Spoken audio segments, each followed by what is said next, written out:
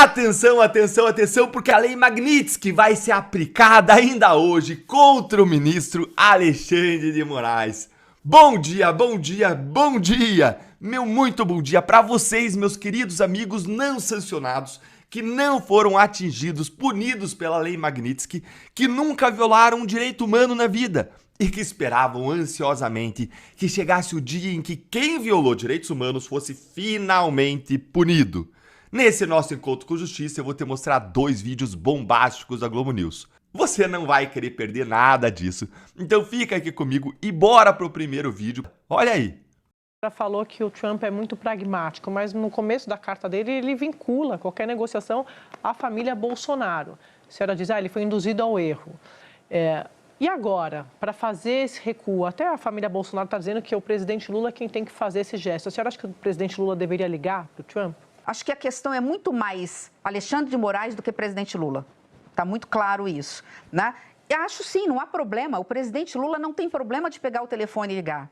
Mas não foi uma ou duas vezes que eu ouvi o presidente dizer isso. O problema é o seguinte, eu preciso minimamente de um ponto de partida.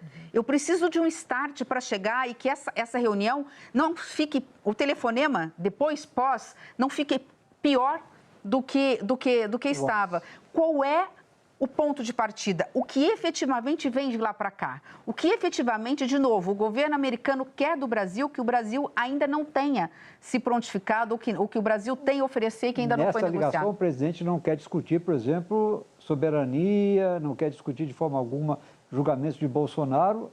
Ele quer ter claro que, se ligar para o presidente Trump, isso não estará na agenda da conversa. Eu não sei, Valdo, eu posso falar por ele, mas eu colocaria na mesa. Eu acho que é um perigo danado o Lula ligar.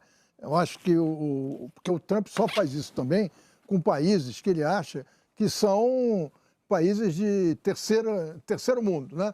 Fez com o Zelensky, fez com o sul-africano, e é capaz de querer fazer com o Brasil também, porque ele só está fazendo isso porque ele acha que o Brasil é uma republiqueta de banana. Porque senão, como é que ninguém pediria à França, ou à Inglaterra, ou à Alemanha para mudar um julgamento lá qualquer como condição para negociar? Então, essa exigência ele só faz para países que ele acha que não têm a menor importância e que vão engolir. Então, é muito difícil, mas eu acho que pode estar chegando a hora de que ele vai ter que engolir muito sapo e tentar alguma coisa, porque o Brasil vai ficar muito afetado se entrar em vigor esse tarifaço. É uma pena porque o mundo está assim, se submetendo à chantagem do mais forte, né? Da que a gente vai parar, não sei, mas não vejo muita saída. Olha, o chanceler brasileiro Mauro Vieira encerrou a agenda nos Estados Unidos e vai retornar para o Brasil.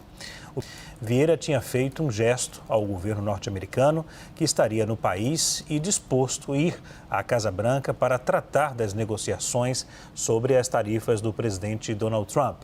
No entanto, não houve resposta positiva. Para a CNN, fontes do governo dos Estados Unidos afirmaram que não existe nenhuma reunião prevista com o chanceler, o que confirma a tentativa frustrada do Brasil. Não vamos resolver isso daqui para o dia 1º. Dia 1º é sexta-feira. Mas o encontro de 2 presidentes da República não se prepara da noite para o dia. Porque eu acho, posso estar enganado, mas eu acho que nós estamos entrando num momento onde eles estão começando a entender a seriedade da coisa, do que está realmente acontecendo. Porque visto é fichinha, tarifa é fichinha. Eu quero dizer a vocês que o Brasil pode efetivamente quebrar por conta dos ministros do STF. E eu vou explicar como. Porque em relação à Lei Magnitsky, por exemplo, eu duvido que os ministros do STF sequer soubessem o que ela significava quando o Alexandre dizia, não, eu estou tranquilo, não tenho conta nos Estados Unidos. Eu acho que ele realmente, não acho que fosse só bravata, eu acho que eles realmente não entendiam o que estava vindo na direção deles, o tsunami que eu avisei que vinha. Primeiro, ao ser acionada a Lei Global Magnitsky, que é o nome dela, o nome do Alexandre de Moraes ele é incluído formalmente na SDN List, SDN, Specially Designated Nationals, ou então Blocked Persons List, a lista das pessoas bloqueadas, tá? Que é uma listinha negra administrada pelo Departamento do Tesouro dos Estados Unidos. E isso bloqueia o Alexandre completamente no sistema financeiro americano e proíbe qualquer cidadão, residente, banco ou empresa americana de fazer negócio com ele E assim que o nome dele entra, que foi o que eu acabei de falar, e assim que o nome dele entra na lista, todos os bancos e empresas ao redor do mundo que operam com dólar ou que têm qualquer ligação com o sistema financeiro americano iniciam um processo automático de bloqueio. O que eles fazem? Encerram as contas, travam os cartões, congelam todos os ativos, rompem qualquer vínculo comercial com o sancionado. E isso acontece, entendam, pode estar no Vaticano, em Roma, não faz diferença. Isso acontece praticamente em todos os países do mundo, porque nenhum banco ou empresa quer correr o risco de ser punido pelos Estados Unidos. É um isolamento financeiro total. E ele é imposto por pressão. Não é por obediência voluntária, não é porque o cara quer seguir os Estados Unidos. A lógica é simples. Ou você corta os laços com o sancionado, ou você perde o direito de operar com o dólar. Lembrem-se, por exemplo, do caso que eu trouxe aqui da Carrie Lam.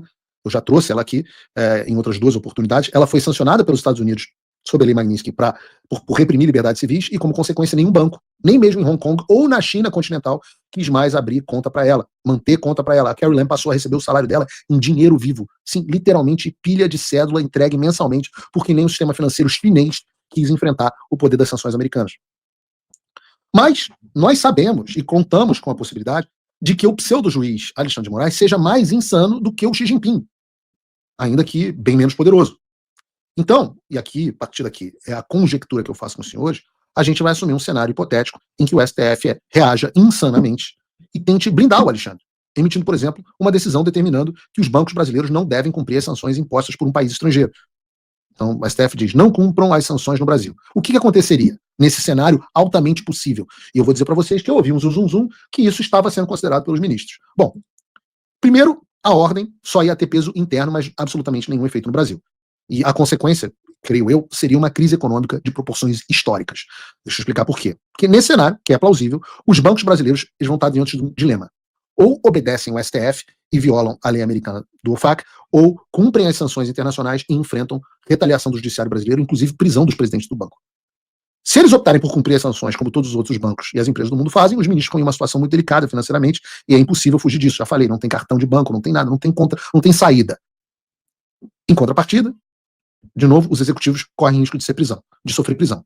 Diante disso, supondo que os bancos que operam no Brasil optem por obedecer o STF e mantenham as contas, os cartões e os serviços bancários abertos por Alexandre, o Departamento do Tesouro dos Estados Unidos começa a monitorar e documentar esse descumprimento. E tenho a certeza absoluta que eu vou acompanhar de perto caso isso ocorra. Então, o Departamento do Tesouro, por meio do OFAC, que é o Office of Foreign Assets Control, emite alertas formais às instituições financeiras envolvidas. Elas são avisadas que, caso continuem facilitando qualquer transação ou mantenham as contas para alguém que está no STN List, elas vão sofrer, sanções. Se os bancos, então, ignoram os alertas, o próximo passo é a aplicação dessas penalidades. E não estamos falando aqui de advertência. Não é uma ai. A gente está falando de multa bilionária e a expulsão do sistema financeiro internacional. Você tem precedente para isso, o Paulo não está inventando. O BNP Paribas, que é o maior banco da França, foi multado em 8,9 bilhões, está aqui a notícia do Departamento do Tesouro, por desrespeitar as sanções americanas contra o Irã e o Sudão.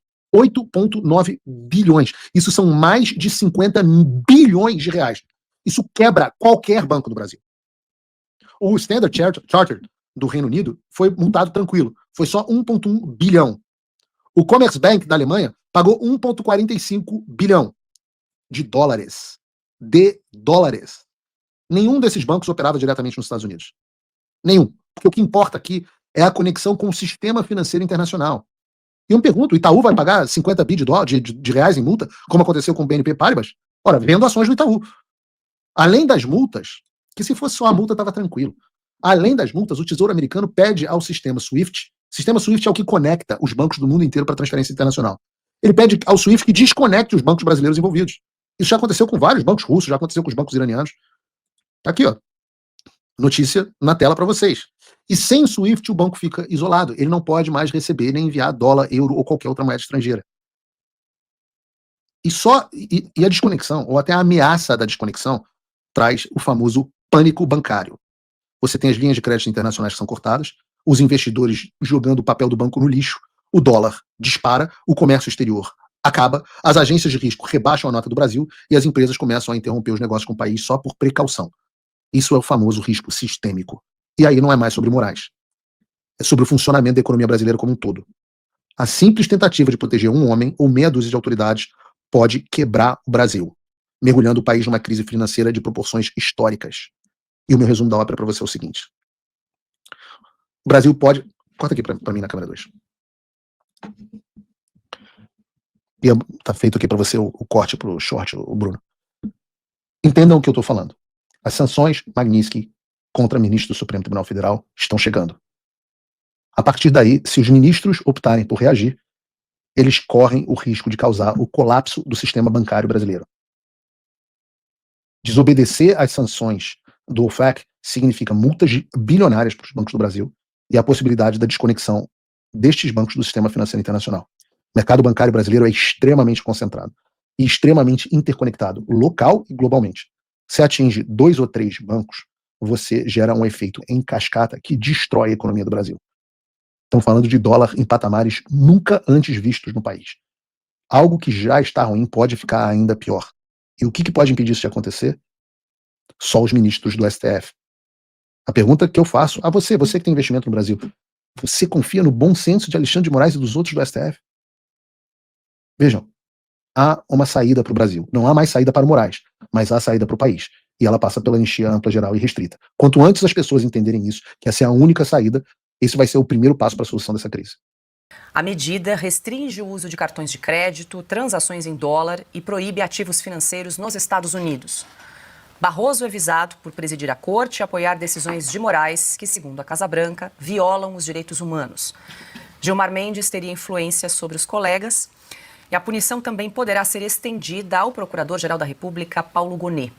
Os 3 ministros da Suprema Corte já perderam o visto americano, medida que não abrangeu os ministros André Mendonça, Cássio Nunes Marques e Luiz Fux. Bom, Ana, é uma apuração, ninguém sabe. Também no final da sexta-feira, a CNN noticiou que a Lei Magnitsky seria aplicada aí nesta próxima semana. Está muito próximo disso, você também tem falado isso com frequência aqui no programa. E uma apuração que eles trazem como estratégia, que num primeiro momento, numa primeira etapa, apenas o ministro Alexandre de Moraes seria sancionado, seria penalizado para testar o impacto dessas sanções sobre o comportamento da Suprema Corte brasileira, ou seja, testaria com o ministro e aí, dependendo do comportamento das próximas decisões, eles aplicariam essas sanções a outros ministros. Como é que você vê essa estratégia, essa apuração, Ana? Paula, até onde eu sei, né? É claro que a gente conversa com algumas pessoas, mas às vezes alguma informação pode ficar para trás ou não é passada. Mas até onde eu sei, a Lei Magnitsky, num primeiro momento, seria aplicada apenas para Alexandre de Moraes. A lista da revogação dos vistos, essa lista, pelo que eu apurei, é uma lista que não vai fechar nunca.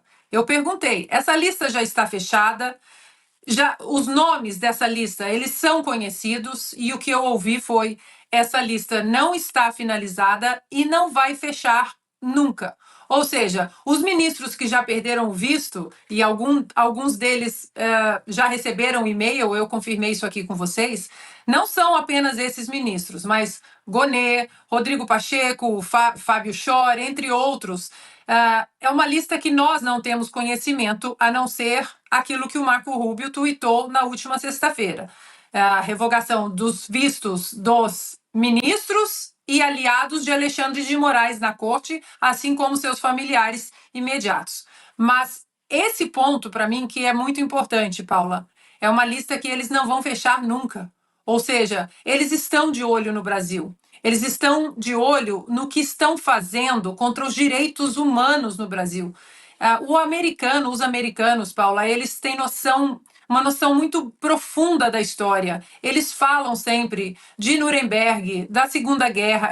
É uma nação que esteve profundamente ligada na Segunda Guerra Mundial, na libertação do mundo contra aquele regime nefasto. Logo depois, as leis internacionais foram colocadas sob holofotes para o mundo. Nuremberg, o mundo conheceu Nuremberg.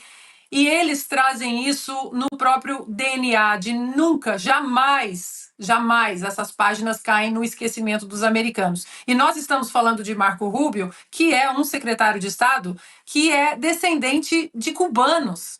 Ele sabe o que nós estamos passando no Brasil. Portanto, Paula, ontem, domingo, eu conversei durante mais ou menos 20 minutos com uma pessoa próxima a Marco Rubio, não é do governo dos Estados Unidos, mas uma pessoa muito próxima do secretário de Estado, e ele me disse que a Magnitsky para Alexandre de Moraes está, sim, muito perto de acontecer, e que só não aconteceu na sexta-feira, como até a própria CNN no Brasil anunciou, por causa das viagens do presidente Donald Trump, já que ele estava indo para a Europa e tem muita coisa acontecendo aqui, como eu reportei para vocês. A gente liga a televisão e o presidente está o tempo todo ali. Parece que essa semana alguma coisa pode acontecer, Paula, mas pelo que eu entendi, a princípio, Alexandre de Moraes e a Lei Magnitsky, mas os vistos é uma lista que o nosso Congresso, muita gente ali pode entrar também. Nós tínhamos eleições periódicas, independência judicial, impensável que uma nação pretendesse retaliar outra para definir o conteúdo de uma decisão judicial. Isso é algo absolutamente exótico. A bem da verdade, nunca aconteceu na história da humanidade. Nós já tivemos dissoluções de Corte Suprema, nós já tivemos cassações de Corte Suprema, nós já tivemos assassinatos de juízes de Corte Supremas no mundo. Nós já tivemos aquilo que é chamado de empacotamento das Cortes Supremas, ampliação do número de membros para conduzir a uma mudança de jurisprudência, tudo isso já aconteceu. Agora, o sequestro de um país para impor que um judiciário de outro país decida de tal ou qual modo é a primeira vez no mundo. Nós temos algo muito maior a se lutar. Você tem o Bolsonaro que está com uma tornozeleira eletrônica, prestes a literalmente ser preso, uma condenação esdrúxula. Nós temos pessoas presas no dia 8 de janeiro, que converso com elas, com mães e pais, e esposas, maridos, que estão realmente desesperados, buscando realmente uma esperança para o nosso Brasil e principalmente para a vida de cada um deles. Você tem Daniel Silveira, que está preso há quase 5 anos, perdendo aí praticamente a sua vida juntamente com a sua família. Você tem hoje a Carla Zambelli, enfim, sendo presa, Deltan Dallagnol que perdeu o seu mandato, Felipe Barros sofrendo uma perseguição com um novo inquérito agora, busca e apreensão na casa de Carlos Jordi, impedimento de até barraco, no caso do Hélio Negão ali na Praça dos Três Poderes e o Coronel Crisóstomo. Você tem a abertura de inquéritos contra o deputado Gaia, contra o Cabo Gilberto. Você tem ali a luta, né, de vários parlamentares. Nós estamos vendo uma crise praticamente econômica, imoral e ditatorial muito grande aqui no nosso país, então eu não acredito que eu deveria ser nem o milionésimo ponto de preocupação de ninguém. Pelo contrário, nós temos um inimigo em comum. Eu tenho no meu coração que, acima de tudo, o Senhor está com os olhos fixos nisso. Eu acho que o tempo é o Senhor da verdade, né? Afinal de contas, eu acho que a gente precisa, como eu disse, focar, ter um objetivo e não perder com distrações, qualquer que sejam elas. E peço para quem, enfim, tiver em dúvida sobre algum ponto a respeito disso, que veja, né, meus últimos vídeos. Fiz um vídeo de 13 minutos, acho que bateu 20 milhões de visualizações, onde eu falo sobre a lei. Eu não sei nem falar o nome da lei direito, me perdoe se eu falar errado. A Magnitsky, né, a Magnitsky, sei lá como é que fala. Mas citei nominalmente a respeito disso. Citei a respeito, né, do ataque que Eduardo Bolsonaro sofre com relação ao ataque à soberania, sendo que a esquerda faz, digamos, esse ataque à soberania desde 1990 com o Foro de São Paulo, e agora o Lula fazendo isso, inclusive com a Cristina Kirchner, até mesmo com a dama do Peru, a ex-primeira-dama, né, do Peru, resgatando ela, sendo que ela é uma corrupta, né, condenada por isso. Depois fiz um outro vídeo também, dizendo a respeito da carta, né, inteira do Trump, dizendo que o primeiro parágrafo deixa bem claro que é por conta da perseguição do Jair Bolsonaro, no segundo parágrafo é por conta das eleições e liberdade de expressão, e que isso está sendo feito pelo STF, isso é a carta do Moraes, e inclusive no final do meu vídeo retomo e falo, olha, a má diplomacia, as provocações e a perseguição feita pelo Alexandre de Moraes vai fazer com que, enfim, o Brasil seja destruído, e a gente não pode deixar com que isso aconteça. Tenho diariamente chamado as pessoas para o dia 3/8, cancelei basicamente o meu recesso, estive lá em Brasília em 2 dias de reuniões, juntamente com o Jair Bolsonaro, saímos de lá, dei uma coletiva, só no meu Instagram bateu quase 60 milhões de visualizações, de um discurso duro, sério, defendendo não somente a pessoa do Bolsonaro, mas de toda a nossa liberdade, como o povo com o povo brasileiro. Neste mesmo dia, a Metrópolis me entrevistou, me perguntou a respeito dessa questão de ataque à soberania nacional mais uma vez. Me coloquei ao lado do Eduardo Bolsonaro, porque a esquerda, enfim, não cansa de fazer isso a todo momento, com o impeachment da Dilma, quando o Lula foi preso, e obviamente o que o Eduardo está fazendo não é ataque nenhum à soberania. E por fim, já fiz nenhuma, nem duas, mas eu acredito que umas 3 vezes no Twitter também, a importância do trabalho, que é o trabalho do parlamentar, quando ele não tinha ainda tirado licença, quando, enfim, a PGR estava pedindo a retirada do seu visto, quando o Boulos estava pedindo aí também a cabeça dele para retirada da Polícia Federal. Enfim, basta você ir e pesquisar e tá tudo aí na internet. Mas, tirando todo esse esclarecimento, mais uma vez, eu só acredito que quem tem um objetivo, quem tem um foco, não se perde com essas distrações. Eu vejo que nós estamos num momento muito delicado no nosso país, muito sensível. E poxa, eu tenho 29 anos, minha esposa está grávida, tem uma filha de 1 ano e 4 meses. Eu sei o quanto o nosso tempo, né, é importante. Eu sei o quanto que eu tive, obviamente, muito bônus na minha vida por ser quem eu sou, que é a gratidão das pessoas, no sentido de carinho, de atenção. Estou aqui no interior aqui de um estado e chega criança, chega adulto, chega senhor, muito feliz, nem sabendo que essas coisas acontecem, porque realmente fica numa bolha, dentro de uma bolha que está dentro de uma outra bolha. Então, óbvio que eu tenho um bônus, né, com a nossa luta, fico muito feliz por isso, com o carinho das pessoas, por aquilo que a gente tem alcançado. Mas, por um outro lado, também, eu não conheço, né, um garoto aí de 29 anos que tem 100 processos nas costas, né, que pode perder o seu mandato, seus direitos políticos, que pode ser preso porque chamou, enfim, o Lula de ladrão, que até hoje nunca recuou em nenhum tipo de luta, em nenhum tipo de ataque a quem tem que ser atacado. E eu estou aqui, né? Eu estou aqui batalhando, eu estou aqui, enfim, lutando, fazendo o meu papel dentro desse corpo chamado de direita. E nunca vou pedir para que as pessoas façam a mesma coisa que eu. Acho que cada um foi levantado para uma forma. O Chiquinho foi levantado e tem sido um excelente advogado. Vocês, como jornalistas, você tem outros cargos gigantescos aqui no nosso país, cada um contribuindo da sua forma. Eu literalmente só repito e finalizo dizendo que, cara, quem tem um objetivo, quem tem um propósito, quem tem uma guerra, principalmente entendendo que tudo isso é espiritual. Eu não sou, repito, eu não sou conservador por conveniência ou conservador porque eu fui empurrado para este lado. Eu sou conservador porque, primeiro, eu sou cristão, né? Eu estou político, mas eu sou cristão. No fim das contas, eu vou prestar contas tudo para o Senhor. Então, eu fico extremamente muito em paz com tudo que está acontecendo, no sentido de que a nossa luta não é em vão, de que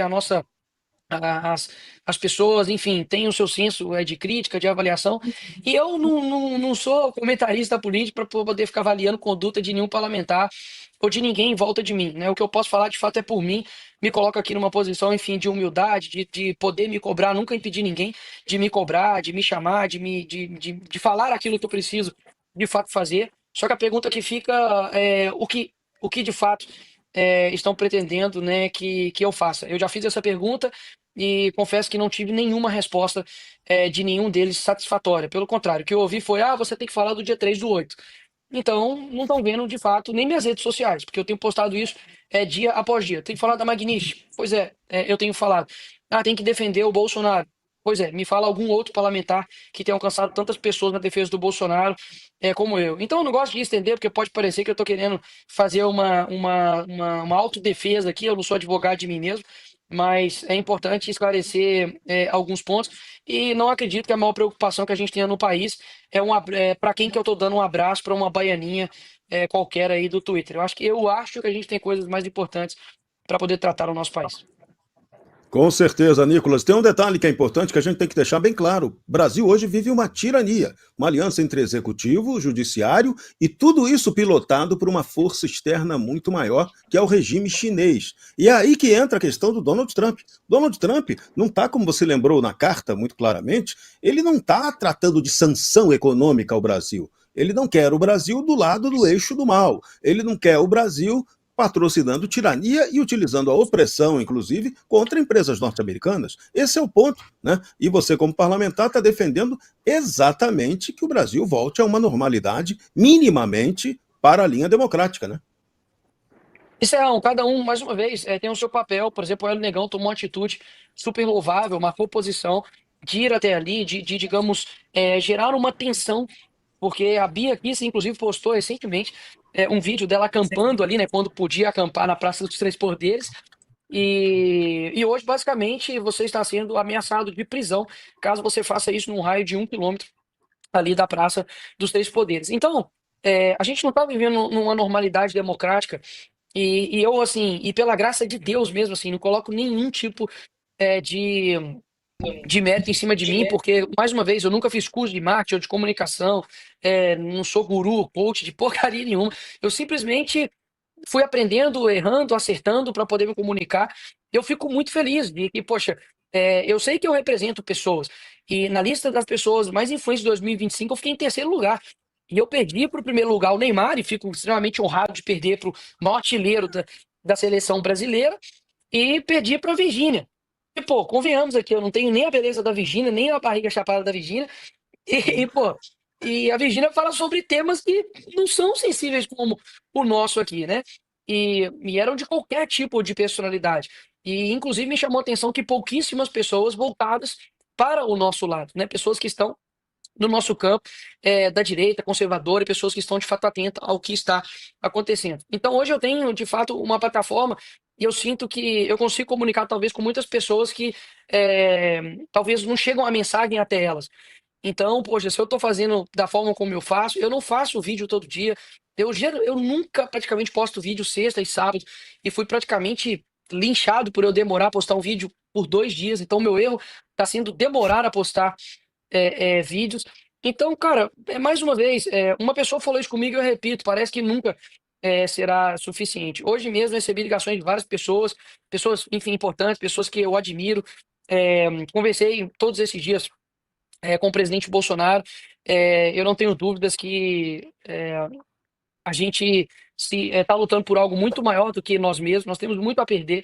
Eu não tenho dúvidas que, se esse ano, por exemplo, a liberdade na internet, você tem alguma dúvida que Chiquinho vai ser perseguido, de que o Dácio não vai ser perseguido, de que Lucas Polezi, André Fernandes, de que todo mundo, cara, todo mundo vai sofrer, Magno Malta. Então, assim, eu vejo que a situação que nós estamos enfrentando agora, ela é muito séria e tem muita água para rolar ainda. Ano que vem vai ser uma das eleições mais importantes da história do nosso país, vai decidir os próximos 25, 30 anos, e a gente não pode ser PhD em afastar as pessoas. Eu não estou pregando aqui uma união mentirosa, uma união com qualquer pessoa, porque eu não caio nessa balela de gente que fala que tem que unir, e eu sei que as pessoas que muitas das vezes que ficam pregando isso são pessoas que, na verdade, querem passar por cima de Bolsonaro, quer pisar nele para poder chegar num posto. Mas eu sinto que influência, Serrão, significa falar para quem não concorda contigo. Influência de verdade significa alcançar pessoas que não estão concordando com você. Então, quando a gente tá ganhando aplauso só de quem concorda com a gente, isso é muito fácil, pô. Ser luz na luz. E eu sempre estressei para poder alcançar outras pessoas. Inclusive, nessa, digamos, confusão que deu aí, eu estava conversando com um homossexual que eu nunca vi na vida, que era de esquerda, e eu estava ali conversando com ele de uma forma respeitosa, e que no fim das contas ele me pediu para mandar um abraço para uma amiga dele, e eu mandei um abraço lá para amiga dele. Enfim, eu acho que a gente não tem que pregar uma influência mentirosa como a esquerda prega, que é bater palma pro sol, fumar ali uma maconha, tocar violão, e todo mundo vem aqui pro meu rebanho. Não. A gente tem que ter essência, nós temos que ter uma agenda muito bem definida, temos que ter princípios, temos que ter valores, e a gente precisa alcançar outras pessoas. Eu deixo isso muito claro, sempre nos meus posicionamentos. Muitas vezes eu modulo a minha forma de falar, porque eu aprendi isso biblicamente, pô. Paulo se fez de louco para ganhar o louco, Paulo se fez de sábio para poder ganhar o sábio. E muitas das vezes eu faço dessa forma, eu boto uma peruca para poder ganhar algumas pessoas que não estão entendendo. Eu vou em algum tipo de podcast e me adapto à linguagem que eles estão falando, porque eu quero também os alcançar. E de que vale, né? A gente, digamos assim, tá todo cheio de razão, enfim, mas não alcançar uma outra pessoa. É como se eu fosse a pessoa mais sábia do mundo, mas não conseguisse explicar a minha sabedoria, a minha inteligência para ninguém que está ao meu derredor. Então, só encaminhando, porque eu preciso sair aqui, porque o povo acha que eu tenho medo de Alexandre de Moraes, meu amigo, eu tenho medo da minha esposa. Então, eu acho que isso é universal, né, Chiquinho? Eu acho que isso é. Só o Chiquinho fazer uma perguntinha para você. Vamos lá, ele merece. Serrão, quero pegar só essa linha do. Nicolas, só quero pegar essa linha. Cara, eu tava olhando aqui, o que eu quero dizer para você é o seguinte, cara, levanta a cabeça, levanta esse ombro aí, Arruma essa postura aí, tá? Porque o Brasil tem você como um herói, cara. Você representa pessoas que você não tem ideia o que você representa. Então levanta esse ombro para começar a conversa. O Brasil precisa de você, tua história tá só começando, tá? Então é o seguinte, meu irmão, não deixa ninguém vir te derrubar, não, tá? Levanta a cabeça. Nós sabemos em quem nós temos crido, tá? E eu falo uma coisa para vocês, o Brasil tem que ouvir isso. Tá? Eu admiro, respeito muito o Nicolas Ferreira pelo que ele tem feito pelo Brasil. O que esse cara apanha, tem apanhado, e a perseguição que ele tá sofrendo e vai sofrer, o desgaste, só ele sabe quando ele coloca a cabeça no travesseiro. Eu estou dentro do processo que é a maior farsa do país, e eu tô dizendo para vocês, o povo não tá entendendo o que tá acontecendo. Por isso eu tiro o chapéu pro Nicolas, porque tem coisa aqui que ele não pode falar. Eu tô vendo coisa nesse processo que eu também não posso falar aqui, porque o nosso medo é de tomar um tiro na cara, tá? Nosso medo não é só de cadeia, não. O nosso medo é de não voltar para abraçar a nossa filha. É isso que o Nicolas tá passando e vocês não têm ideia. Nós estamos lidando com coisas muito maiores do que vocês podem imaginar. Esse processo da trama golpista, ele é muito maior do que vocês imaginam. Tem coisas por trás desse processo muito maior do que nós. Incluíram de novo o nome do Felipe Martins no CBP americano. Incluíram de novo o sistema do Felipe Martins no sistema migratório americano. Contra quem nós estamos lutando? Não é contra a direita. Não é contra a direita. Chega de divisão. Nós somos poucos, nós somos pequenos, e se a gente não se unir, esse povo do mal vai passar o trator na gente. Por isso, Chiquinho, deixa eu só primeiro... Claro, só primeiro te agradecer e deixar um ponto assim extremamente claro, que eu sei que tudo que a gente fala, enfim, reverbera para o mal e para o bem, e tem olhos aqui, tantos olhos de admiração, mas quanto olhos também sedentos também para confusão. Deixar bem claro que nada que eu disse aqui, nada que eu possa falar futuramente é para poder arrebanhar alguém para o meu lado, para o meu time. Eu nunca me preocupei com pressão, repito, eu nunca me preocupei com pressão, pelo contrário. Para mim a pressão ela é um privilégio. Eu só tô meio assim, não é nem por desgaste de nada política, não. Eu não tô conseguindo nem sorrir direita porque eu tenho dermatite atópica, bicho. Isso é uma parada que me deixa assim, me tira do sério. A minha boca, ela estoura, meu corpo fica, enfim, com manchas e é literalmente somente por isso. Eu estou, repito, eu estou em paz, eu estou tranquilo. Isso não tira, obviamente, os sacrifícios visíveis e invisíveis que a gente faz. Eu confesso que muitas das vezes isso tira um tempo que a gente poderia estar gastando com outras coisas. E mais uma vez, eu não vou gastar nem um minuto, né, do meu tempo para poder tirar o meu foco, cara. O meu foco realmente é a gente ter um país melhor. Eu acho que tem muita coisa pra gente lutar, tem muita gente que quer a nossa, não tô falando da minha, a nossa cabeça da bandeja, tá doido para que a gente cometa erros, para que a gente cometa deslizes. Tenho 29 anos, não sou ameaça pra ninguém, nem pra presidente da república, nem pra nada, cara. Há uma longa caminhada ainda. Então, assim, fiquem em paz a quem quer me ver me ferrar, porque eu não tô aqui sozinho. Esse é o primeiro momento. Eu tava tomando um banho ali, poder descer. E meu pai me ligou e falou: "Você tá onde?" Eu falei: "Tô no banho, tô indo tomar banho, pai." Aí ele: "Não, vamos morar aqui." E aí meu pai orou por mim. Então, assim, eu repito, não sou melhor do que ninguém, não tô acima de ninguém, mas eu também não sou como muitos talvez querem pintar ou me rotular. Repito, não tenho apego nenhum a meu cargo, a nada que tá acontecendo. Eu mato e morro para poder. Eu não vou até tirar esse mato e morro, porque daqui a pouco eu tô no inquieto. Eu faço o que for preciso. E mais eu um, faço né? o que for preciso. Mais um. Eu não tô conseguindo nem rir, eu queria estar rindo aqui, mas meu sorriso tá travado. Eu faço o que for preciso e o senhor tem me direcionado, tem me dado algumas ações para que eu possa fazer para poder mobilizar as pessoas para a pauta importantíssima que nós temos, que é a anistia, para a PEC 333, Terrão, que restabelece um pouco o que nós temos como poder judiciário e principalmente o impeachment do ministro Alexandre de Moraes, que é mais um passo. E para isso precisamos de senadores ano que vem. A gente precisa. Foi só falar do Moraes. A gente precisa de senadores ano que vem. Nós precisamos dar passos para poder derrubar essa tirania. E termino aqui essa minha participação no Bradock, chamando as pessoas para o dia 3. Não é por uma pessoa, não é simplesmente por um político. Bolsonaro, obviamente, está sendo um símbolo dessa tirania, do que tudo está acontecendo, mas é algo muito maior do que nós mesmos. Eu vou dividir em 3 pessoas aqui que talvez estão me ouvindo, para as pessoas que estão talvez desanimados, que já foram em outros momentos em manifestações, eu vou te fazer somente uma pergunta. Há quanto tempo e quantas manifestações você tem ido pelo seu país? A esquerda tem feito isso há mais de 30, 40 anos. Você não está 30, 40 anos lutando pelo teu país ainda. Então você não pode ter menos persistência do que o Lula, do que José Dirceu, do que a Dilma, do que o Alexandre de Moraes. Se você não for, você vai estar fazendo exatamente o que eles querem. Para o segundo tipo de pessoa que fala, Nicolas, tudo bem, nós vamos lá e o que vai acontecer? Eu não sei.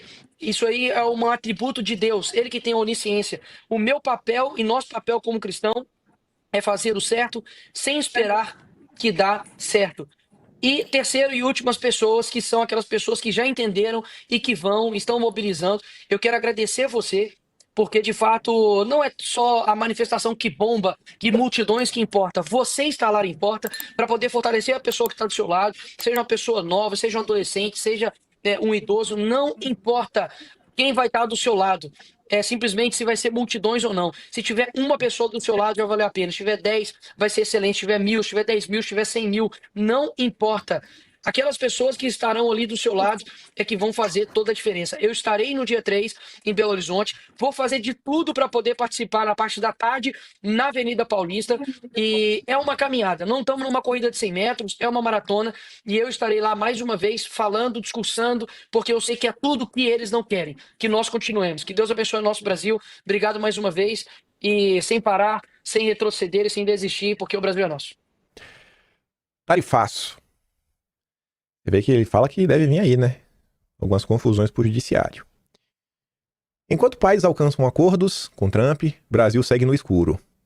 No início, todo mundo estava achando maravilhoso. Lula! Jamais vamos nos dobrar para Bolsonaro! Jamais! Bolsonaro não tem peso nenhum! Mauro Vieira também vai estar nos Estados Unidos, desembarcou do país domingo. Só que ele não foi lá para negociar com Trump. A priori, o Mauro Vieira foi lá para uma conferência da ONU em Nova York. Não foi anunciado nenhum encontro bilateral para tratar das tarifas. Interlocutores do governo repetem que as sanções de Trump têm um altíssimo componente político e que o país não pode dar o que o republicano quer. A imprensa agora começou a perceber que tem uma componente política porque ela foi varrida para debaixo do tapete durante os últimos 20 dias. Durante 20 dias não se falou da componente política. E agora tá ali, ó. De forma bem explícita. Em referência ao pleito de dar fim ao julgamento do Supremo contra Bolsonaro.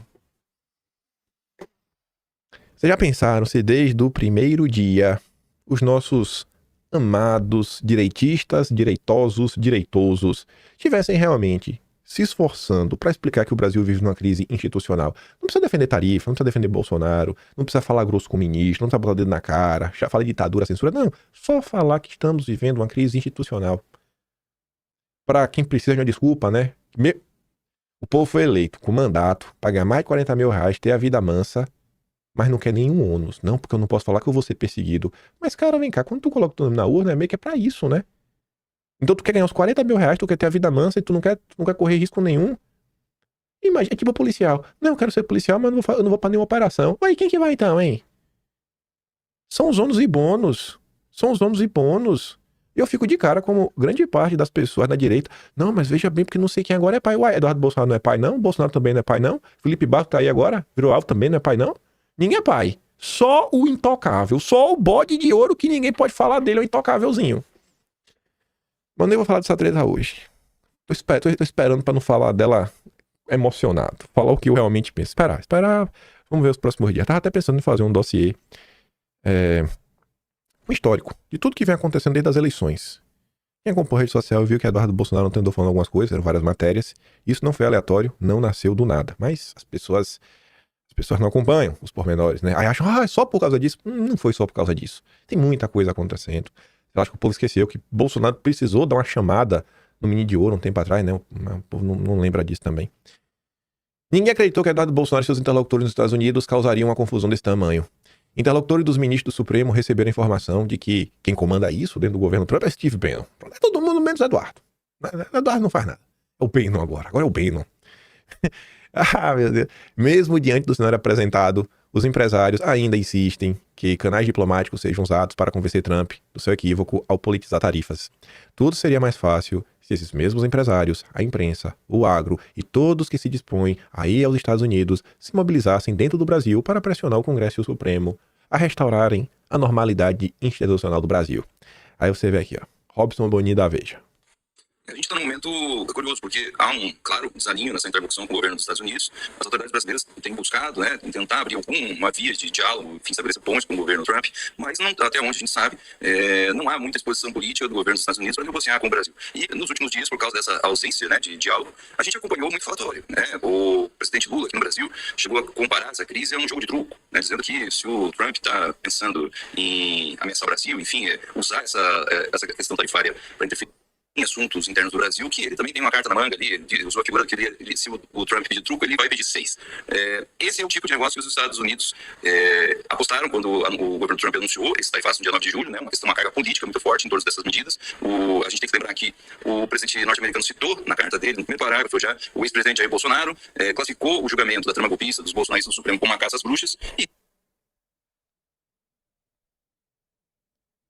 Passamos 20 dias sem ninguém citar a componente política. Agora tá começando a cair a ficha, né? Agora tá começando a cair a ficha. Legal, legal. Eu tô gostando muito. Condicionou a retirada desse tarifado de 50% à decisão do Judiciário brasileiro de deixar o Bolsonaro em paz. Então, como esse assunto já começou politizado, ele vem sendo utilizado aqui no Brasil pela esquerda, pelo PT, pelo presidente Lula, da mesma forma, com um discurso muito forte ali de enfrentamento, defesa da soberania nacional, mas com uma carga muito provocativa. E é tudo que os empresários brasileiros querem evitar, Laísa, porque até hoje a gente coloca, subiu no radar mais cedo, uma nota do presidente da CNI, Ricardo Albano, e ele fala claramente, nesse desejo da indústria, dos empresários, de que o governo seja pragmático e de que use os meios diplomáticos, os canais, os contatos formais do governo, para promover um diálogo mostrando o equívoco que o governo dos Estados Unidos incorre ao politizar a discussão tarifária, sobre o erro que o governo brasileiro comete ao tentar explorar politicamente essa crise. O ex-chanceler Celso Amorim, ele é um assessor especial do presidente da República. Ele está ali para assessorar o Lula em questões internacionais, conversar com o Lula no gabinete e dar caminhos para o presidente para que ele possa escolher politicamente o que fazer. Não é papel do Celso Amorim bater boca com o presidente dos Estados Unidos, ou criticar o presidente dos Estados Unidos dessa forma como ele fez nessa entrevista no importante jornal internacional. E o resultado disso, a gente não pode prever o que o governo dos Estados Unidos fará em relação a todas essas provocações que o governo brasileiro vem fazendo. Quem pode mais nessa disputa? Se o diálogo for nessa linha, os Estados Unidos vão mostrar para o Brasil que podem fazer outras coisas mais com a economia brasileira para provar para o presidente Lula que ele não é tão poderoso quando ele se mostra aí no palanque, quando ele vai fazer discurso para a base eleitoral dele, Laís. O Lula, vamos dizer assim, a diplomacia, quem estava responsável desde o início do governo Trump para negociar esse tipo de coisa, talvez aí esteja o erro. O governo brasileiro, ele subestimou a capacidade do bolsonarismo de interferir em questões tão sagradas, tão sólidas para o Brasil e Estados Unidos, que é essa relação comercial de muitos anos. E o governo negligenciou essa tentativa de abrir pontes com o governo americano desde o início da chegada do Trump na Casa Branca, porque acreditava que a gente poderia viver o mesmo filme que a gente viu no primeiro governo Trump, que ele ameaçou todo mundo, mas o Brasil passou praticamente ileso nessas questões tarifárias. E o que não entrou na conta das autoridades brasileiras, de ninguém aqui, nem empresário, nem os próprios aliados do bolsonarismo, é que o Eduardo Bolsonaro pudesse, junto com os interlocutores dele lá nos Estados Unidos, causar essa confusão desse tamanho, porque até dou uma nota na revista essa semana que os ministros do Supremo, conversando com interlocutores deles nos Estados Unidos, muito preocupados com essa questão tarifária e com as sanções que também pegaram pessoalmente, eles e as famílias deles, eles receberam uma informação, um ministro do Supremo disse isso, de que quem comanda isso, de fato, lá dentro do governo Trump é o Steve Bannon, que é um... Um ministro me disse isso. Recebi essa informação. Conselheiro do Donald Trump, muito próximo ao Eduardo Bolsonaro, e que é quem está jogando essa lenha na fogueira da disputa política e ideológica envolvendo o governo Trump em relação ao judiciário brasileiro. Tem que dar play nesse áudio todo, até o fim. É sensacional. Esse choro, nossa, é música para os meus ouvidos. Esse chorinho, sabe? Jornalista do consórcio, de gente desonesta, sendo obrigado, a falar a verdade. Nossa, como isso aqui é gostoso. Hoje de madrugada, 3 da manhã. E assim, isso aqui não aconteceu antes. Se aconteceu antes, um texto como esse não passa batido dos meus olhos. É o meu trabalho, monitorar o que sai na imprensa todo dia. Tô eu lá, parando o editorial do Estadão pra ver a lacrada do dia. E até é interessante o editorial do Estadão, mas não vou abordar ele hoje. Nem sei se vou abordar, também vou levar só pro Atlas, mas até adianto. O Estadão tá aproveitando essa crise para também avançar com a agenda do mercado financeiro. Os caras nunca querem perder. Esquecendo isso, negociar o quê, com o Trump? Qualquer negociação implica necessariamente na renúncia recíproca e parcial dos interesses de cada um dos negociantes. Aí eu falei, vamos ver. Vamos ver se o Antônio Cláudio conseguiu entender o que tá na carta, Porque o pessoal tem negação. As razões verdadeiras das imposições tarifárias foram reveladas em carta escrita com clareza. A carta foi clara, tá? Vamos ver o que ele disse. O amalucado da Casa Branca deseja que o Poder Judiciário brasileiro retire do Banco dos Réus Bolsonaro. Isso atendido, o gringo retiraria a taxação. Aí não é que ele conseguiu ler mesmo? Rapaz, tu leu, né? Não é bem isso da forma que você tá colocando. Óbvio. Tá colocando não, tem que acabar, é impunidade. Não é bem assim. O que se quer é o fim da caça às bruxas. Porque o próprio Estadão sabe do que tá acontecendo. Qualquer pessoa, todo mundo sabe o que tá acontecendo. E é exatamente por saber o que está acontecendo que a imprensa escreve, né, suas lindas matérias para tentar justificar o que está acontecendo. Porque não para em pé as narrativas. É golpe, é o golpe, é o golpe de Estado. O golpe que o táxi não chegou na hora. É evidente que seu foco em relação às questões comerciais é mera cortina de fumaça, até pela falsidade de suas razões. Seu desiderato é nos ameaçar para livrar das garras legais o seu títere Bolsonaro. Ninguém põe em dúvida esse fato. Epa, pera aí, cara. Tem muita gente que coloca esse fato em dúvida. O Ratinho Júnior colocou em dúvida. O Ratinho Júnior no evento da XP. O Antônio Cláudio Maria de Oliveira é mais honesto que o Ratinho Júnior. Eu não aguento isso. Isso porque o Ratinho Júnior é de direita. E eu não posso dividir a direita. Então, desculpa aí por ter dividido a direita aqui falando mal do Ratinho Júnior. Não posso. Tô proibido. No entanto, nada garante que se, por absurdo, Bolsonaro ficar isento do processo, o cabo da Casa Branca não voltará atrás com outras alopradas exigências. Não se esqueça que estamos diante de um megalomaníaco sem limites, exercente de um poder para ele desprovido de barreiras legais, territoriais, históricas, culturais, humanas ou de qualquer outra natureza. Ele quer porque quer, convicto que tudo pode querer. Ao ler a carta mencionada, concluímos que a única possibilidade de um acordo é cedermos à exigência aí, né, da caça às bruxas. Diante dessa realidade, parece-me que não se deve mais mencionar a expressão negociação. Devemos sim, por meio da diplomacia, amparada pelas forças políticas e sociais da nação, trabalhar para dissuadir o atual morador de Washington de permanecer com sua irracional estapafúrdia pré de 50%. Então, eu li, eu entendi, é isso mesmo, ele só vai seguir se acabar com a caça às bruxas. Mas a gente deve conversar com ele. Mesmo deixando claro qual o objetivo dele. Não, mas vamos conversar. Vamos conversar para ver se na conversa o Trump esquece a tarifa de 50%. Meu Deus do céu. Aí estamos chegando na matéria da Bela Megali, que eu tanto quero comentar com vocês. Mas antes, o Olivar está até em Washington. Vai pra lá para trazer informações de como as coisas andam. E o clima tá ruim, viu? Os defensores da democracia. Novas sanções, a priori, estão a caminho, gente. Casa Branca, os interlocutores de Trump, o que eles dizem, Loival, sobre as sanções às autoridades brasileiras? Pois é, aqui em Washington a expectativa, a perspectiva por parte do governo americano é realmente de impor novas sanções políticas, provavelmente esta semana mesmo. E diante do acordo que foi, pelo menos, anunciado ontem, né, eu digo assim, porque ainda vai haver muitos detalhes que serão definidos, mas o acordo em linhas gerais entre Estados Unidos e União Europeia, a avaliação das delegações brasileiras aqui em Washington é que esse acordo eleva a pressão sobre o Brasil, porque aquele quadro de os Estados Unidos estarem isolados vai se desfazendo. A União Europeia é o principal parceiro comercial. Aquele quadro vai se desfazendo.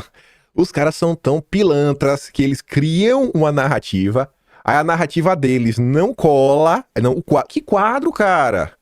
Quadro, quem tem quadro é paciente. Você faz um diagnóstico preciso e fala qual é o quadro. Ó, tá com febre, tá resfriado, tá com a dor no ombro e com caganeira. Isso é um quadro. Eu não aguento. O consórcio é muito safado. Dos Estados Unidos, o lugar onde os Estados Unidos mais importam produtos, e com esse acordo realmente vai deixando de ser totalmente um problema só dos Estados Unidos, embora a iniciativa, a crise tenha sido deflagrada pelo presidente Donald Trump, mas ele está conseguindo firmar acordos, firmou com o Japão, com a Indonésia, com as Filipinas, com o Vietnã e agora com a União Europeia. Então, e com a China está andando também, com a Índia está andando também, e é só com o Brasil realmente que não há ainda uma negociação efetiva. Então, isso torna a situação brasileira um pouco mais singular. De fato, a questão entre Estados Unidos e Brasil ela é essencialmente política, por isso que são tarifas mais altas, de 50%, e não para nas tarifas, essa é a questão, né? Tem as sanções que já foram adotadas contra os ministros do STF que votaram a favor das posições do ex-presidente Jair Bolsonaro e as Big Techs, e novas sanções devem ser adotadas essa semana, já no sentido de talvez congelar os bens, os eventuais bens que eles possuam aqui nos Estados Unidos, e também sanções secundárias no sentido de punir as empresas, instituições bancárias, por exemplo, que eventualmente tenham negócios com esses ministros. E também uma novidade, provavelmente essa semana também, é esse que está no cardápio da Casa Branca, é diretamente da Casa Branca que está saindo isso, embora a execução seja do secretário Marco Rubio, secretário de Estado, é adotar sanções de vistos contra o entorno do presidente Lula. O presidente Lula, a primeira-dama Janja e o vice-presidente Geraldo Alckmin devem ser poupados, mas figuras de alto escalão do Palácio do Planalto deverão ser atingidos. Essa semana... Será que essa semana? Não, ó... O povo vai ficar ansioso demais, né? O povo fica ansioso demais. No clima aí, em relação à embaixadora, a Maria Luísa Viotti, ela se reuniu com os senadores, mas há uma possibilidade, por exemplo, de simplesmente os Estados Unidos não quererem mais uma representação diplomática por aí e ela retornar ao Brasil? Exato. O que os Estados Unidos, ou o que o governo Trump planeja é que haja uma escalada, como tem havido, à medida em que o Brasil vai respondendo às sanções adotadas pelos Estados Unidos, o governo Trump já tem o próximo passo a adotar e culminaria depois dessas etapas. Aí já explicou, né? Vai subindo, subindo, subindo até aqui. Tchau. Ontem, o Paulo Capelli, o mais direitoso dos jornalistas do Metrópolis, mais uma vez, comeu um papo aí do Lorival. Trump planeja sancionar 3 ministros com a Magnitsky. A priori, estão falando essa semana, né? Seria, vocês sabem quem, é citado publicamente. Os outros seriam o ministro Barroso e o ministro Gilmar Mendes. Washington avalia que, por presidir a Suprema Corte, Barroso teria parcela de responsabilidade nas decisões do ministro. Acho que o Barroso não vai ficar feliz com isso. Gilmar Mendes, por sua vez, entrou na mira por ser o ministro em atividade mais antigo na Corte. De acordo com os auxiliares do presidente dos Estados Unidos, Gilmar exerceria influência sobre seus pares por ser o decano. Em um primeiro momento, apenas vocês sabem quem, de modo a analisar como os demais integrantes do Supremo se portarão após a medida. Estamos chegando no momento que eu mais esperava do vídeo. Penúltima nota pra gente chegar lá. Lauro Jardim, ontem, eu nem comentei em vídeo, foi até bom, que agora vai fazer muito mais sentido. Lembra do final de semana? Mais especificamente da sexta-feira, que começaram a sair várias notas tentando passar que as coisas no Brasil estão ótimas e maravilhosas e que Bolsonaro que nos espere, porque nós estamos 100% unidos. E eu falei, não sei se eu compro essa narrativa. O movimento do ministro diante de Fux por um consenso sobre a tornozeleira de Bolsonaro. O julgamento não foi para o plenário, por quê? Porque queria um consenso. E não conseguiu consenso dentro da turma. O ministro tentou convencer Fux, que era importante para a corte, para o Supremo, que sua decisão sobre as medidas aplicadas a Bolsonaro tivesse unanimidade. Foi em vão. Aí vem a Bela Megali, que essa é a porta-voz do jornal O Globo. Quando vem aí algo ligado ao Supremo, as notas dela ela sempre deixa bem claro. Eu conversei com 3 ministros da corte, 2 ministros da corte, um falou a coluna, e ela realmente fala. Não tem nem o que negar pra isso daí. E ela veio ontem, 6 da tarde. E ela tava de férias, voltou de férias com essa linda nota. Silêncio de Mendonça, Fux e Nunes Marques sobre revogação de vistos gera mal-estar no Supremo. Ué, mas não tava um clima ótimo, unanimidade, um apoio assim inabalável? O silêncio dos 3 magistrados é considerado constrangedor por integrantes da corte. Incomodados com a falta de gestos públicos e também privados, né, de Cássio, André e o Fux, integrantes do Supremo compartilham nos bastidores o mal-estar com os colegas, mas deixam claro que evitarão trazer fissuras à tona. Com o Supremo na mira e os ministros, né, sofrendo ameaças de punição, a ordem é fortalecer o espírito de corpo e priorizar a unidade do tribunal. Então tem uma ordem, existe uma ordem, então isso é um movimento, né? Então politicamente vão tentar passar a ideia que existe união. Mas é só da boca para fora.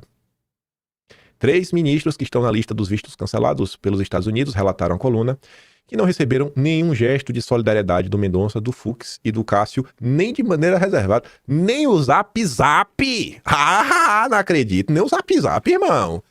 A coluna apurou, no entanto, que ocorreram algumas conversas pontuais, como a de Fux com Barroso. O silêncio é eloquente quando 8 de 11 ministros de uma corte sofrem sanções e os únicos 3 que não estão entre os punidos não se manifestam, há um cenário de total constrangimento. Outro ministro afirmou à coluna que hoje o Supremo está sendo punido por defender a soberania do judiciário do país. Ele disse que é desmoralizante estar fora do grupo de magistrados que tiveram os vistos revogados. Rapaz, a Daniela Lima falou exatamente isso.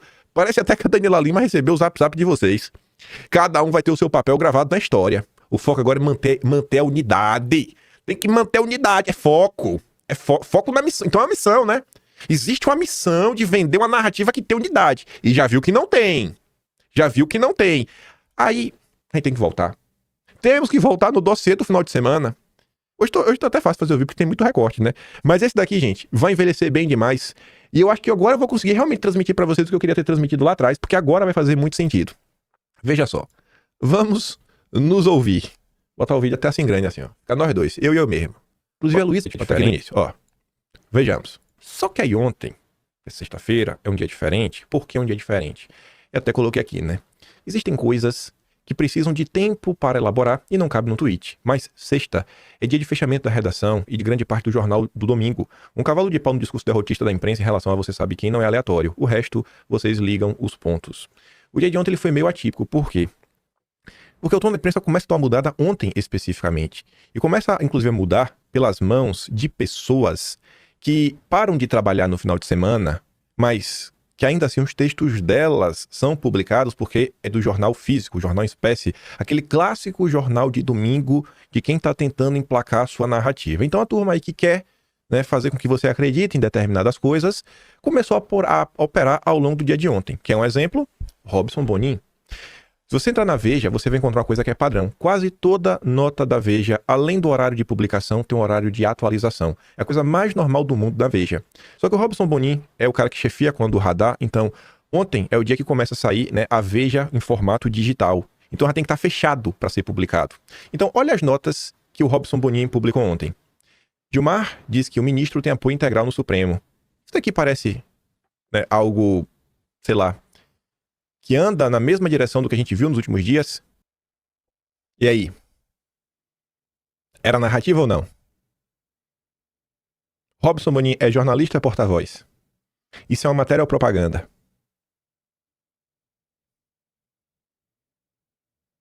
Até quando é propaganda, vale a pena você ler, para você entender assim. Porque se o cara tá fazendo propaganda de uma coisa, porque essa coisa não é verdade. Então você colhe a informação. Onde a Eliane Cantanhede fala que o clima não tá dos melhores, onde a Folha de São Paulo, lá, a turma da Cátia Seabra falou que não tava dos melhores, que a Malu Gaspar conta que também não tá dos melhores, parece. Onde a Luísa Martins da CNN também fala que a coisa não tá muito boa. Caio Junqueira, na verdade, foi o Leonardo Magalhães que fala isso, mas a apuração foi da Luísa. Inclusive tem um vídeo dela de ontem. Parece. Ou parece que é uma tentativa de mandar um recado e influenciar a opinião pública. E na mesma linha, também pelas mãos do Robson Bonin, apoio de lideranças do Congresso ao trabalho do ministro no Supremo. Que lideranças? Lideranças, tá? Quais? Quais? Matéria com um tom totalmente genérico. E aí o que eu digo pra vocês é que essa imagem ajuda. Isso daqui é o formato da Veja Digital, né? Então assim, quando vai sair a revista, faz aquele pacote, que tem várias notas ao longo da semana. Mas o impresso, né? O que as pessoas às vezes param pra ler no final de semana. Então assim, ontem foi o dia que eles tiraram pra entrar de vez com a narrativa. Por isso que eu falo, nesse momento de crise, se você só lê a imprensa, você acha que o apocalipse está acontecendo. Se você só acompanha a direita, você vive em Nárnia. Se você só acompanha a esquerda, aí, irmão, você nem vive, você não é nem mais sério, você quebrou a quarta dimensão. Você tá perdido demais. Então você tem que assim, né, ler um pouquinho aqui, ler um pouquinho acolá, para você conseguir se centrar no meio do debate público. E entender que muitas vezes o que a imprensa coloca é narrativa. Então assim, não, apoio unânime e tudo mais. Quantas e quantas críticas? Como não vimos a perseguição contra o ministro Fux? Inclusive a Luísa falando, né, dessa insatisfação, né, desse mal-estar pelo voto do ministro Fux. Mas tá tudo bem. Apoio unânime, né, apoio integral. Garante Gilmar Mendes. Tem certeza? O Demétrio Magnolo diz, ó, está faltando a manifestação muito clara de Fux sobre isso, né? A revogação dos vistos. Não se trata das posições dele no Supremo, ele tem o direito de todas as suas posições. O Supremo não precisa ser unânime, mas se trata da questão do visto. Seria muito necessário se ele se manifestasse em repúdio à revogação dos vistos dos seus colegas. Mas não tá o clima bom, não? O apoio da integral? Integral até do André Mendonça, que há muito vem criticando. Então, assim, são coisas que não param de pé. Não para de pé, né? Sabe? São esses pequenos detalhes, gente, que eu falo pra vocês. Aqui o Rob aqui, ó. Não tem atualização. Pela mão do Robson Bonin, que chefia, sabe? A coluna radar da Veja. É o cara que vai escolher o que vai, né? Pra revista Veja. Às vezes o cara não lê nada ao longo da semana. Fala assim, deixa eu ver o que tá acontecendo no Brasil. Que sabe que vai ser o resumo. O jornal da semana é um jornal de resumo. O cara não teve tempo pra acompanhar os pormenores. Tentar influenciar a cabeça do empresariado. Entendeu agora? Entendeu quando eu falo aqui no início? Sabe? Tem coisa que, cara, fechamento de redação, não dá sempre pra explicar isso em poucas palavras no tweet. Sem querer ser arrogante, viu? Sem querer ser arrogante. Eu sou bom nisso aqui, viu? Eita, velho. Sabe? Monitorar a imprensa. Sem querer ser arrogante. Mas eu sou bom nisso, velho. Eu sou bom nisso, viu? Meu Deus do céu. Conheço meus amigos jornalistas. Conheço o jornal, o veículo. Eu sou o único brasileiro que lê a imprensa todos os dias. Não tem outro brasileiro. E eu tenho memória boa. Eu começo a enxergar padrões. É assim que funciona. Sou um exímio jogador de videogame. Eu enxergo padrões. Não adianta, velho. Não adianta tentar. Eu não vou cair no engodo de vocês. Joguei muito videogame e sigo jogando. Aí, ó. Recomendo aí. Quem for pai e mãe. Para com essa história maluca. Isso aqui videogame não serve pra nada. Não vai deixar você jogar videogame o dia todo, né? Você pode até deixar. Faça com ele um contrato assim, ó. Tem que tirar. Sei lá. Você pode botar só a fazer de casa. O que ele faça. E você coloca assim, uma nota mínima na escola. De 8 pra cima. Se ele tirou 8 pra cima e tá fazendo tem que fazer em casa. O que ele faz no tempo livre. Deixa lá, velho. Vai estragar, não. Aí, vem pra cá também. Ainda dando narrativa. Eu nem acho que vai dar pra chegar numas críticas que eu queria chegar, mas até de boa também. Não, uma eu tenho que mostrar porque vai fazer mais sentido. Eu tô passando no Twitter e eu tô vendo ali, o Vitor Irajá. Esse trabalhava na Veja, cobria economia. Ficava lá no radar econômico, até estranho, né? O cara cobria economia e agora... Ó, tá até aqui, ó. Foi editor do radar econômico. E agora fala de política. Mas é normal. Aí fica com a cara de bichão, assim, com a barba feia, com a sua miséria que ele tem. Não satisfeitos em ignorar Eduardo, sua capacidade de resolução tarifaço, os empresários brasileiros desejam calá-lo por 30 dias. Essa é a financeira. Só que eu fui ler a nota. Essa não é nem a parte melhor. Tá ali, ó. O grupo de empresários com trânsito junto ao bolsonarismo planeja uma comitiva para viajar a Washington para conversar com Eduardo e pedir que ele interrompa suas movimentações em torno da incursão tarifária do Trump. A comitiva vai chegar lá no 1º de agosto, dia que a tarifa vai entrar em vigor. Aí veja agora, ó. A CNN apurou que o grupo também pediria a Eduardo que ele evite manifestações radicais. Ô maluco radical! Por 30 dias. A expectativa é de que o parlamentar entenda, olha esse final que tá sublinhado em vermelho, que Eduardo, né, que o movimento dele é prejudicial ao Brasil e até mesmo a própria direita. Qual é a direita que está sendo prejudicada? A CNN, comandada, né, pelo João Camargo, fundador do Grupo Esfera, está preocupada com a direita? Esse apoiador do Lula, o apoiador do Lula está preocupado com a direita? É? Não vem com essa brincadeira. Aí melhora. André Sadi, porta-voz do regime. Mais petista do que a Janja. Não, isso aqui é linda. O mesmo papo. Fontes da direita me procuraram. Tipo Ciro Nogueira. Para dizer que eles estão fazendo chegar ao governo americano que o tarifaço está prejudicando a direita no Brasil. Que direita, tia? Ô tia, não mente, viu que é feio. Vamos ver aqui, ó, rapidinho, 1 minuto. Quem que pode negociar? Quem que pode explicar? Quem que pode brifar o Trump? Você tem essa turma do MAGA e você tem empresários, você tem investidores que têm contato com o staff do Trump que, obviamente, estão passando os reflexos dessa medida do tarifaço. Isso é informação. Então, eu estava contando, fontes da direita me procuraram para dizer que eles estão fazendo chegar ao governo americano que, olha, esse tarifaço do Trump, está prejudicando a direita no Brasil. Por que eles estão fazendo isso? Porque já que o Trump deu uma medida baseada numa decisão política, eles estão devolvendo com a repercussão política. Mas o Trump prejudicou os aliados. Mas essa é a primeira. Dois, eles estão colocando na mesa, para tentar impor esse discurso de que não é só o Bolsonaro, a questão do BRICS. Estou passando aqui o relato do que foi passado para eles e chegou também a autoridades brasileiras, com quem eu conversei no final de semana. Essa direita que tá reclamando, eles estão colocando na mesa que nessa Bolsonaro, que é do BRICS também. Tipo o Carlos Viana, que diz que é de direita, mas que Bolsonaro chama de direita. Entendi, né? É a direita Carlos Viana e Ciro Nogueira. Entendi. Tô entendendo. E 3, dizendo que o Bolsonaro foi colocado ali na carta por uma articulação do Eduardo Bolsonaro com o Steve Bannon, que é um dos principais líderes do MAGA. Fato, esses são os fatos. Qual é a análise? Não importa. Porque o Bolsonaro é a condição imposta por Trump para que o Brasil negocie com os Estados Unidos. E o governo brasileiro não tem como negociar isso. Não tem, né? Então, assim, os caras estão criando 1000 narrativas. Não, porque veja isso aqui. Com análise. Não importa. Vocês podem falar o que vocês quiserem, irmão. Tá na carta. O Trump colocou o Bolsonaro. Chora. Simplesmente chorem. Aí, pra vocês, gente, refletirem, assim, ó, poucas frases. CNN e Globo dizem que Eduardo prejudica a direita. Desde quando CNN e a Globo querem o bem da direita? Desde quando? Quem é essa direita que a Globo e a CNN defendem? São perguntas óbvias. Desmontam todo esse discurso. Mas tu quer um exemplo da direita que está preocupada com o Eduardo Bolsonaro? Quer um baita de um exemplo? Tenho 2. Isso aqui é muito bom. Eu adorei esse texto do Alan dos Santos. Ele conseguiu juntar muita coisa importante em poucas palavras. Ele trouxe a postagem do Macalossi, a gente comentou, né? Lá a matéria dele na Gazeta do Povo. Eduardo Bolsonaro deseja lucrar politicamente com o caos, né? Por isso faz do boicote uma causa, tenta inviabilizar qualquer iniciativa de negociação, né? Então está prejudicando a direita. Porque ele é verdadeiro, o Macalossi. Aí o Alan fala o seguinte, ó. O Macalossi é daqueles que pediram a minha prisão, chama o Bolsonaro de bozo, centrão, nunca critica o ministro, é amigo do MBL, do Gentili, da turma do Partido Novo, do Eduardo Ribeiro, que é presidente do Partido Novo. Foi o Macalossi que entrevistou o Eduardo Ribeiro na Bandeirantes, quando o Eduardo Ribeiro queria o impeachment de Bolsonaro, né? Mas aqui você não vai ouvir no canal Deltan Dallagnol, que é pura propaganda. Hashtag urgente, que ele vai te explicar os meandros do judiciário. Oh, que o povo que não aprende. Mas o que desejo que vocês vejam é isso aqui. É o mesmo discurso de todos os que sonham ver Bolsonaro acabado na cadeia. Para quê? Para obter exatamente o que estão acusando Eduardo Bolsonaro. Ou seja, lucrar politicamente com a saída de Bolsonaro na esfera eleitoreira. Mas de que adianta ter eleições sem anistia e o impeachment dos tiranos? A Venezuela sucumbiu exatamente da falsa oposição ao regime. Teremos o mesmo fim? Veja o padrão de comportamento.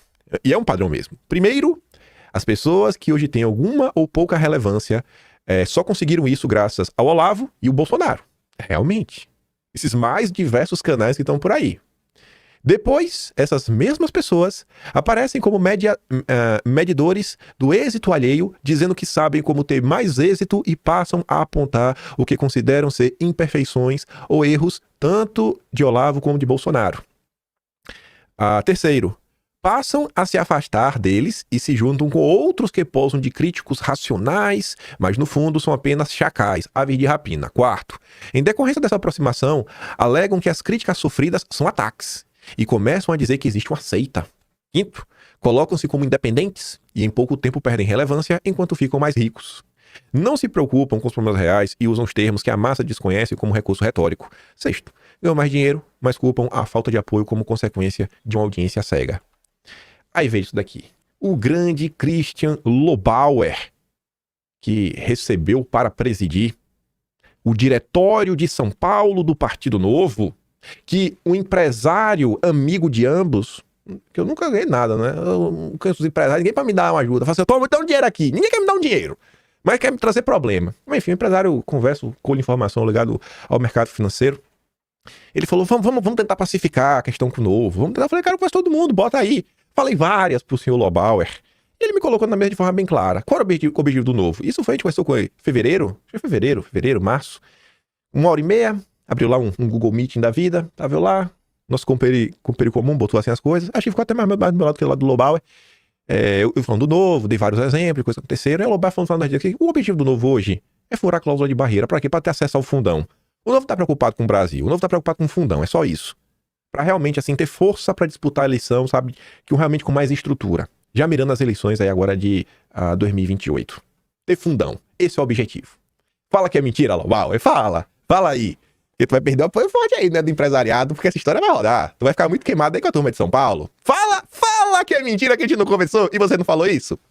Ah, meu Deus.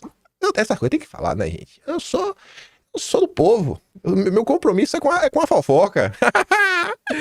Aí o Lobauer, que inclusive foi visto no Amoedo, né, lá atrás, acelera muito. Tá lá sempre batendo ponto nas grandes lives da Brasil Paralelo. E eu passo ontem e eu vejo esse lindo recorte. Aí junta tudo que a gente comentou no vídeo até agora.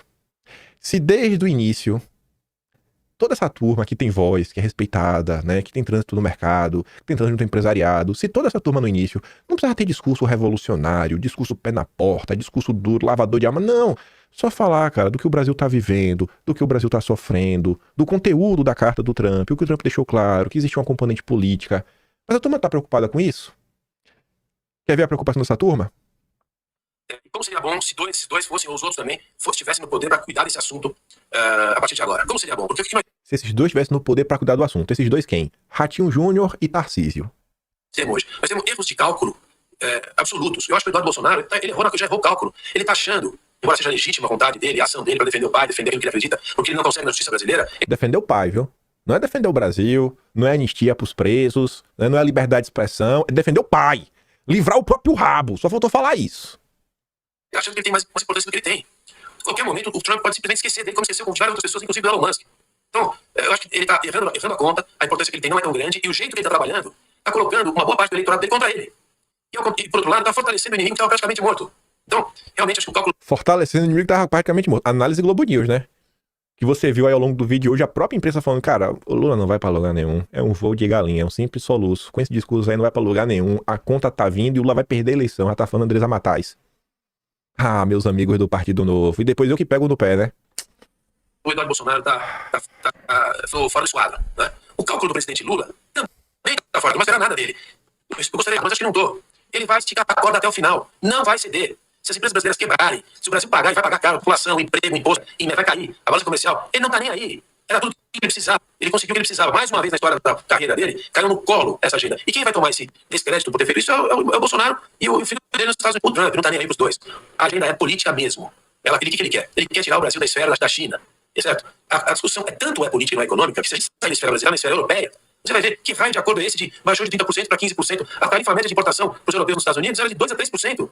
É uma enormidade uma tarifa de 15%. As condições desse acordo aí, que ainda não ficaram claras exatamente o que tem dentro dele, um investimento trilionário de um lado para o outro, não está claro, não tem nenhum sentido, não vai se aplicar. A ideia aí foi o que ele conseguiu. Disse assim, a Europa está no meu colo, quem dirige esse mundo ocidental somos nós.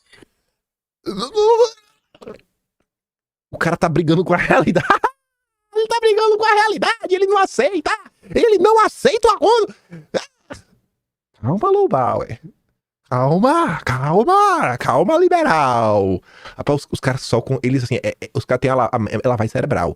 Eles acham que o mundo só pode ser explicado pela lógica liberal. Mas como assim o liberalismo? Mas o Adam... Não tá do livro do Adam Smith. Não tá no Adam Smith. Não tá no livro do Mises nem do Hayek. Ué, isso só pode ser fake news. Só pode ser fake news. Vamos terminar. Eu não aguento, gente. O que eu posso fazer mais forte do que eu, velho? Tanta bosta saindo na boca de uma pessoa, eu tenho que rir.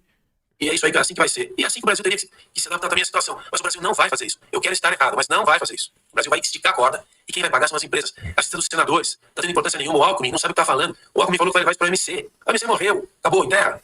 Né? As empresas brasileiras estão fazendo negociação privada, tentando se virar. O caso do suco de laranja, que eu conheço bem, trabalhei 4 anos na indústria, não tem como se virar com essa, não tem como escolher outros mercados. Que coisa mais ridícula esse negócio. Ah, não tá fechando o mercado americano, vamos escolher outros mercados. O Brasil exporta 98% do suco que produz. 98%. Os americanos compram 40% da importação deles, é 40% da exportação brasileira. Não tem onde colocar. Com tarifa de 50%, não tem como vender suco lá. Vai parar mesmo, vai colocar as fábricas em paralisação. Então, assim, a coisa é a seguinte, não tem conexão da cabeça da liderança brasileira, da política brasileira, dessas lideranças aí, partidárias, ideológicas, não tem conexão com a produção, eles não estão nem aí. E pelo jeito, o Eduardo Bolsonaro também não tá. Ele acha que vai conseguir essa agenda aí, não vai conseguir.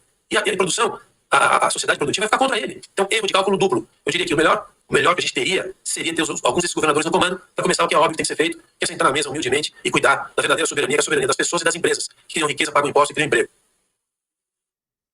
É o problema do Eduardo, velho.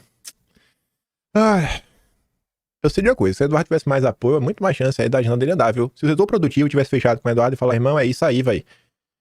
Ninguém consegue tancar um país inteiro, sabe?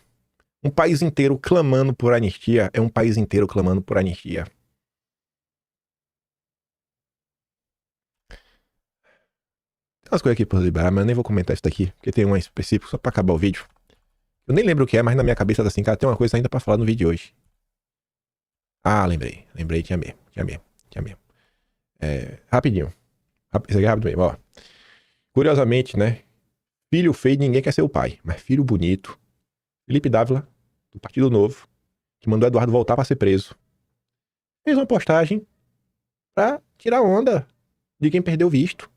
Até aí tudo bem. Porque a turma do Novo é isso, são um bando de hipócritas. Eduardo até comenta, né? Por que quando o Trump aplicou a tarifa, você me culpou? Chegando a dizer que eu estou tendo uma vida confortável nos Estados Unidos, mas agora que nasceu uma criança bonita, você nem toca no meu nome.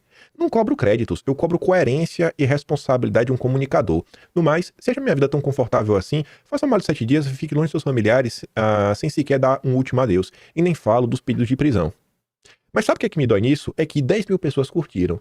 E eu tenho certeza que quem curtiu muito é da direita, porque o povo sequer sabe quem é o Felipe Dávila. E aquele bando de gente que fica assim, ai, mamãe de união, o inimigo é meu amigo, blá blá blá.